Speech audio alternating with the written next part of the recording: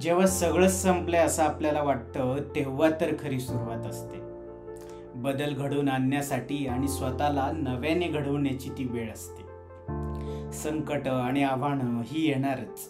संकट आणि आव्हानं ही येणारच. त्यांच्याशी आत्मविश्वासाने लढायचे असते. जकडून ठेवणाऱ्या बंधनांना जुगारून पुन्हा नव्याने सुरुवात करायची असते.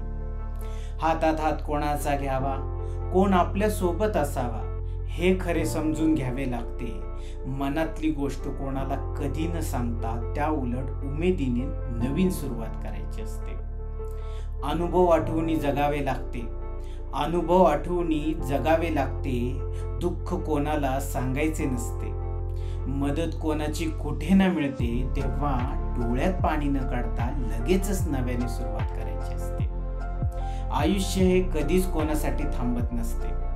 म्हणून अपेक्षांची ओझी वाहण्यापेक्षा कष्टाने सर्व काही मिळवायचे असते. पण त्यासाठी न डगमगता पुन्हा नव्याने सुरुवात करायची असते.